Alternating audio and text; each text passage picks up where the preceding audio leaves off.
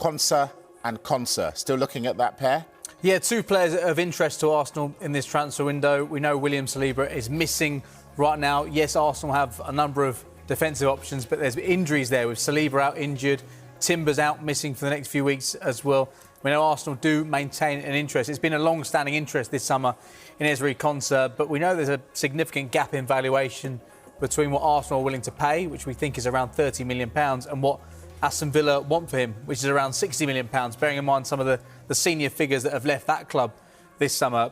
Gerald Quansah, we reported that exclusively on Friday, that Arsenal had held talks with Bayer Leverkusen around the signing of Gerald Quansah, who's a slightly younger profile, 23 years of age, compared to Konsa, who turns 29 in November. It's our understanding that Bayer Leverkusen do not currently consider Gerald Quansah for sale, but the fact is Mikel Arteta says they want to strengthen in this transfer window. When everyone's fit, there's going to be a massive stockpile of centre-backs and right-backs and left-backs. But isn't that the point? Why would those two go there knowing that when everyone's fit, they're not going to play?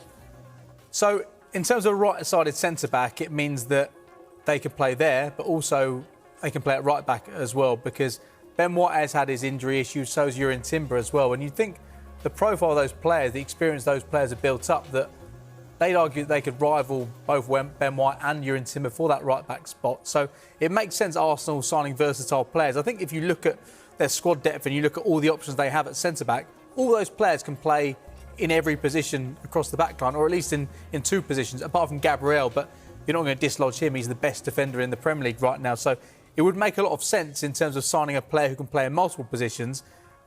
I still think they've got a number of options in that defence. I think they've got the best squad in the Premier League right now.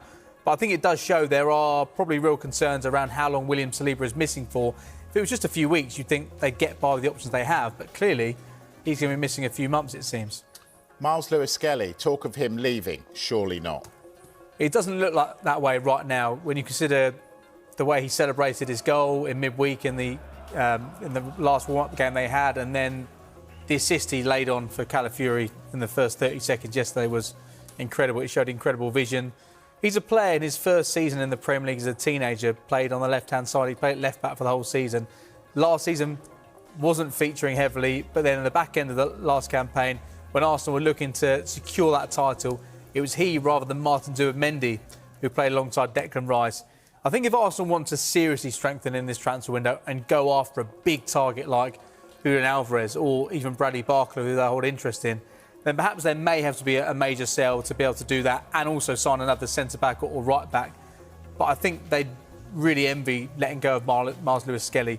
The only benefit of selling a player like Myles Lewis-Skelly for big money would be it's pure profit. He's an academy graduate. Yeah. But I think they'd prefer to sell other players in that team, and Myles Lewis-Skelly would be low down that pecking order. The only thing is, Mikel Arteta has been asked about this a number of times. He's never said the player's not for sale. He's never gone out and said that, which he could easily have done. And while Arsenal aren't publicly stating he's not for sale, there will be speculation. But I think you can consider him a massive part of Mikel Arteta's first-team plans, bearing in mind what we've seen over the course of the last few weeks. Can you see anybody stopping Arsenal this season? No. Why are Arsenal fans so pessimistic then? I don't know. I don't know many of them. No, I know a lot of them. No, look. I think you look at it yesterday. Mikel Arteta said about he felt terrible that he couldn't give a place to Martinelli and Gabriel Jesus, Ethan Nwaneri.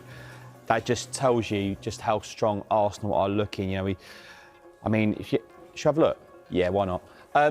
Look at the Solis who they've signed. What a start he's made. That's not a bad start to your left-sided forward, is it? So, Martinelli might be leaving. Then we know they want potentially another left-sided forward. Gabriel Jesus, who I've just mentioned. Kai Havertz has done ever so well, hasn't he, over the last few years for Mikel Arteta. Now, ESPN reporting that Mikel Arteta called Julian Alvarez again last weekend in an attempt to convince him to sign for Arsenal. This is the headline. This is a snippet that I have seen reported and pasted everywhere today in respect to this deal. It comes at the sort of this potential deal. It comes at the same time as there are stories circulating that Barcelona may be coming in for Victor Gyökeres. We're going to talk more about that live on the Done Deal show this evening. What I will add is we know Arsenal have been looking at Julian Alvarez all summer. We know that Gabriel Jesus and Martinelli, Arsenal are pushing or very open to selling. It was reported by Fabrizio Romano that Nwaneri will leave Arsenal this summer. So with those three leaving, all playing central striker, wingers, and attacking midfielders, it would stand to reason that more attacking options are going to be purchased and bought at Arsenal. The Julian Alvarez news hasn't gone away. Let's be very clear about this. The same report at ESPN also stated that Julian Alvarez has reiterated that his preference is still to join Barcelona. And it's getting to a point where Arsenal, I think, when it comes to a central striker option, have got to make a decision soon. At no point has this report, along with all the others, said that there is zero chance he chooses Arsenal, that he wouldn't play back in the Premier League, that he wouldn't play for Mikel Arteta. But what hasn't happened yet is a convincing for him to drop his pursuit of going to Barcelona. Now, interestingly, if the stories today are true that Victor Gyökeres could be on the wish list at Barcelona, they did look at him when he was at Sporting, that would all but end his chances of going there, and maybe Arsenal become the option. From a Barcelona perspective, I mean, someone I saw earlier on today said, well, there's no way they would drop Julian Alvarez to go for Gyökeres. He isn't as good. But if they can't get Julian Alvarez and Atletico are never going to do the business, they will at some stage have to pivot to another target. But how do you guys see this going? Do you think Arteta in the next 2 weeks can convince Julian Alvarez? Do you think Julian Alvarez is going to yield at some point in the next 2 weeks? Remember, the bids that went in from Barcelona to Atleti were at the end of May, the beginning of June, and we are now moving into mid-August.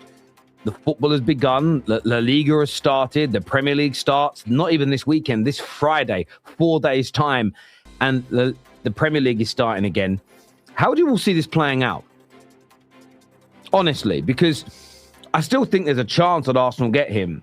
But if these stories are true about Victor Osimhen, these stories are true and he is attainable, there comes a point where Arsenal, I think, have got to make a decision. They went all in for Vinicius Jr. There was a real chance they got him. But Real Madrid had to yield on everything they said. They had to roll over. They had to have their bellies tickled. And they had to increase their offer significantly to stop Arsenal from getting Vinicius Jr. because they were on course to pull off one of the biggest transfers in the history of Premier League football. But what to do now? Do they go all in for a Barcola? Do they go all in for an Alvarez? Do they go, do you know what? We've done chasing you. Osimhen's available. Do they go out and look at a winger more like an Ndiaye and then put some money towards someone like a Victor Osimhen, like I've mentioned? What do you think Arsenal should do here? And this is about your opinion on